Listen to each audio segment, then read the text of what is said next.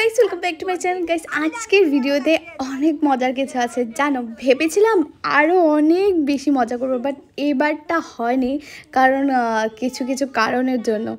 প্রথম কারণ হচ্ছে আমরা সবটাই করেছি, বাট সেইভাবে কিছু করিনি, কাউকে মানে ইনভাইটও করা হয়নি। এবারটা দিব্যার বার্থডে পার্টিটা একদম অন্যরকম ছিল। তো সকালে আমি দিব্যাকে নিয়ে আমি বোন আমরা পুজো দিতেই চলে গেছিলাম মায়ের মন্দিরে। তো ওখানটায় গিয়ে পুজো দিলাম। আর সত্যি কথা বলতে আমরা চেষ্টা করি, শুধু আমরা নয়, সব মা বাবাই চেষ্টা করে তার সাধ্য মতো তার বাচ্চাকে সবটা খুশি দিতে। তো এবারটা যেহেতু আমার শ্বশুরমশাই আমাদের সাথে নিয়ে, ফার্স্ট বার্থডে যখন দিব্যা ছিল তখন আমার শ্বশুরমশাই ছিলেন। আমরা সেলিব্রেশনটা এত ভালো করে করেছি, খুব আজকের দিনটা আমি খুব মিস করছি ওই দিনটা। তো বছরের শুরুতেই আমার মেয়ের জন্মদিন, সবাই প্লিজ আশীর্বাদ করো, ও যেন খুব ভালো থাকে, খুব সুস্থ থাকে, এটাই চাই আমি। আর এদিকটা মায়ের মন্দির প্রণাম করছিলাম। আর আজকে দিনটা একটু অন্যরকম মনে হচ্ছিলো আমার। আজকে দিব্যার পছন্দের খাবারও বানিয়েছিলাম আমি, ও যা ভালোবাসে। দিব্যা সেমন মিষ্টি কিছু খেতে চায় না, তার জন্য ওর জন্য এরকম মিষ্টি কিছু আমি বানাইনি, ও যেটা ভালোবাসে এটাই বানিয়েছিলাম। তারপর আমরা সন্ধেবেলা একটা কেক নিয়ে এসেছিলাম দিব্যার জন্য। আগের রাতে আগের দিন রাতে আমি একটা কেক ওকে দিয়ে কাটিয়েছি অলরেডি। তো এদিকটা দেখো, এবারটা কোনো ডেকোরেশন নেই, শুধু সাদা মাটা, একদম সিম্পল। কারণ আমি এখন কিছু করতে গেলেই আমারও খারাপ লাগছে, আর দিব্যার পাপার আরও বেশি করে খারাপ লাগবে আমার মনে হচ্ছিলো। তো তার জন্য এবারটায় দিব্যার জন্মদিনটা আমরা এইভাবেই পালন করছি। তবু আমি চাই আমার মেয়ে যেন খুশি থাক। ও তো এখনও তেমন একটা কিছু বুঝতে পারে না, বাট যখন বুঝতে পারবে তখন হয়তো নেক্সট বার আর একটু বড় করে করার চেষ্টা করব আমরা, আরও ভালো করে। যাই হোক, তো এবারটা দেখতে পাচ্ছ আমার মেয়ে কেকটা কাটার জন্য কি করছে। ও অ্যাকচুয়ালি কেকটা বুঝতেই পারছে না এত ভালো করে। ও ভাবছে কি করে ওটাকে শুধু চটকানো যায়। দিব্যার একটা স্বভাব আছে জানো, যখনই তুমি সামনে কিছু রাখবে আর ও ওটা নিতে চাইবে, তুমি ওকে ধরতে দেবে না। তারপর তুমি ওকে যতই দাও, ও কিন্তু আর ধরতে যাবে না, ও রাগ করে নেয়, খুব জলদি করে ও রাগ করে নেয়। তো ও ওটা আর ধরবে না। তো এই দেখো, প্রথমে ধরতে চাইছিল, যখন ওকে ধরতে দেওয়া হয়নি তখন ও রেগে গেছে, একদম লাথি মেরে টেবিল ফেলে দিতে চাইছিল। তো তারপর এদিকটা দেখো, এদিকটা দিব্যার পাপা কিন্তু ওকে গিফটটা এইভাবে সামনে ধরেছিল, ও ভাবছে ওটা কেক। তো এই দিকটা তারপর ওকে কেক একটুখানি খাইয়ে দেওয়া আছে। দিব্যা যেহেতু মিষ্টি একদমই ভালোবাসে না, জানি না কেন, ও ছোটো থেকে একদমই মিষ্টি খেতে চায় না। তো ওকে একটুখানি কেক দেওয়ার সাথে সাথে মুখটা কীভাবে বানিয়েছে দেখো। তারপর আমরা এই দিকটায় কিন্তু কেক আমি কেটে কেটে দিচ্ছিলাম সবাইকে। দিব্যা তো আর খাওয়াতে পারবে না, বোন বলছিল একদম অল্প দে, এখন আমরা বাইরে যাবো, তো এখন আর বেশি কেক খেতে পারবো না, এসে খাবো, একদম অল্প। তো তার জন্য ফার্স্ট ওকে একটুখানি আমি বলছিলাম এইটুকু দেবো, এইটুকু। তারপর ওকে একটুখানি খাইয়ে দিলাম। দিব্যা প্রথমে ভাবছিল ওটা কি একটু ট্রাই করবো, পরের দিকে ভাবছে এটা তো মিষ্টি, আমি খাচ্ছি না। প্রথমে করছে, প্রথমে টেস্টটা দেখে আবার বলছে একদম ভালো না, ও মিষ্টি একদমই খেতে চায় না, জানি না কেন। আমি ওর যবে থেকে ও 6 মান্থ থেকে ওকে একটু খাওয়া দাওয়া স্টার্ট করেছি, তখন থেকে একটু নোনতা জিনিসই দিয়েছি। যাই হোক, এদিকটায় দেখো আমি ভাইয়ের গালে কিন্তু লাগিয়ে দিয়েছি কেক। তো আজকে ভাই আসছিল, আর কেউ আসেনি, শুধু আর কাউকে বলা হয়নি, এরকমটা বললে হয়তো খারাপ লাগবে, বাট আর কাউকে আমি ইনভাইটও করিনি। কারণ এই দিনটা সেলিব্রেশন করা হয়নি আমি বলবো না, এটাই আমার জন্য অনেক, আমার মেয়ে তো এটা দিয়ে অনেক হ্যাপি, আমি বুঝতে পারছি। যাই হোক, তোমরা সবাই আমার মেয়েকে আশীর্বাদ করো, ওই জন্য খুব ভালো থাকে।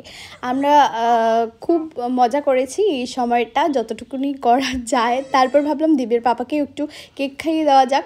তো কেক খাওয়ানোর এই স্টাইলটা কে করো আমাকে কমেন্ট করে জানিও, আমার এরমটা করতে বেশ ভালো লাগে। তো দিব্যের পাপাকেও আমি এইভাবে কেক খাইয়ে দিয়েছি। তারপর আমরা সবাই ফ্রেশ হয়ে দিব্যাকে রেডি করে আমরা কিন্তু বেরিয়ে গেছিলাম ঘুরতে। ঠিক আছে, একটুখানি ঘুরে টুরে আমরা রেস্টুরেন্টে চলে যাই, ওখানটায় কিন্তু একটু কিছু খাবার খেয়ে নিই।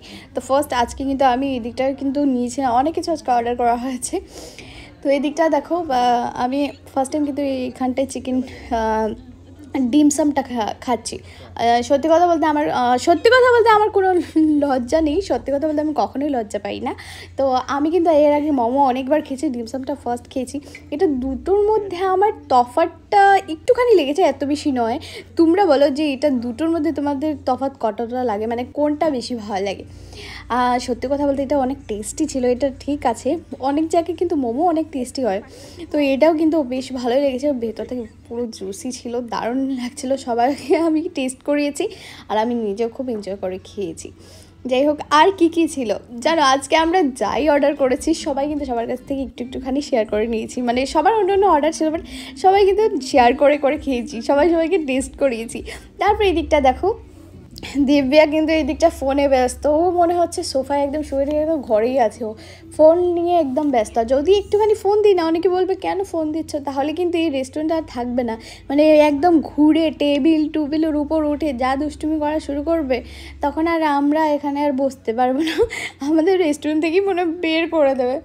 যাই হোক, তারপর কিন্তু দিব্যের পাপা এদিকটা চিকেন কি একটা অর্ডার করেছিল, দিব্যের পাপা না ভাই করেছে, যাই হোক সবাই এদিকটায় কিন্তু অনেক আনন্দ করে খাচ্ছিল। এটা চিকেন ক্রিসপি, আমারও এটা দারুণ লেগেছে, এটা সসটাও কিন্তু বেশ ভালো ছিল, বোনেরও ভালো লেগেছে, বাস বোনের একটু নুনটা বেশি লেগেছে, আমার তো দারুণ লেগেছে। তারপর এটা ওয়ান্টন স্যুপ ছিল, যেটা দারুণ খেতে, সত্যি কথা বলতে এটাও আমার খুব ভালো লেগেছে, আমি অনেস্ট রিভিউ দিচ্ছি, আমার কিন্তু এটা খুব ভালো লেগেছে। ডিমসম থেকে এটা আমার বেশি ভালো লেগেছে। যাই হোক, এটা ভাইয়েরও বেশি ভালো লেগেছে। আর না হয়েছিল ওই দিকটায় কিন্তু নান, যেটা আমি একটা পিস নিয়েছি, বাট আমি এটাও পুরোপুরি কমপ্লিট করতে পারিনি। মানে সব কিছু খেয়ে আমার এত হেভি হয়ে গেছিলো, মানে রাতে আজকে আর ভাতটা খাওয়া হবে না। দিব্যের পাপা বাইরে যাই খাবে বলো, রাতে একটু ভাত না হলে দিব্যের পাপা চলেই না। আমি যতদিন অনেকটা সময় এরমটা হয়েছে, আমি রাতে ধরো রুটি বানালাম, বাট দিব্যের পাপা বলবে একটুখানি কি ভাত পাওয়া যাবে, রাতে একটু ভাত না খেলে দিব্যের পাপা চলেই না। আমি তো ভাত না খেলেই বাঁচি, বাট দিব্যের পাপা চলে বলে আমাকে ভাত রান্না করতেই হয়, যত তুমি রুটি বানাও যাই বানাও। তো তারপর সবাই এখানটায় খুব মজা করে খেলাম। আর আজকের এই দিব্যার জন্মদিনটা আমরা এইভাবেই পালন করেছি।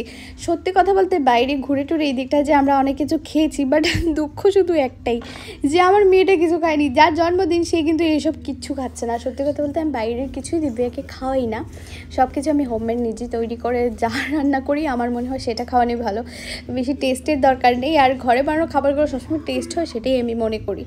তো তারপর এই দিকটা দেখো, এই খাবারটা এতই চিকেন ক্রিসপিটা এতই ভালো লেগেছিলো যে এটা আরেকটা অর্ডার করা হয়, তো এইটাও আবার কিন্তু খাওয়া হয়। এটা সত্যি ভীষণ টেস্ট লেগেছে, তো তার জন্য একটা অর্ডার করে কিন্তু খাওয়া হচ্ছিলো। আর এই দিকটা সবার পেট পুরোপুরি ফুল, আমি এটা একদম কাটতে পারছিলাম না, খুবই অসুবিধার সাথে এটা কাটছিলাম। আর এটা ভীষণ গরম ছিল, দেখতে পাচ্ছ ধোয়া উঠছিল পুরো। তো তারপর যাই হোক, আমি একটুখানি ওদের কাছ থেকে নিয়ে নিয়েছি, আর খুবই টেস্টি যখন হয়েছিল, তো ওরা যখন খাচ্ছিল আমি এক পিস কিন্তু ওখান থেকে নিয়ে খেয়ে নিয়েছি। তো গাইস, আজকের ভিডিওটা এইটুকু, তোমাদের কেমন লাগলো পুরো ভিডিওটা কমেন্ট করে জানিও। আর সবাই আমার মেয়েকে খুব আশীর্বাদ করো, ওই জন্য খুব ভালো থাকে। তো আজ ছিল দিব্যা হ্যাপি বার্থডে।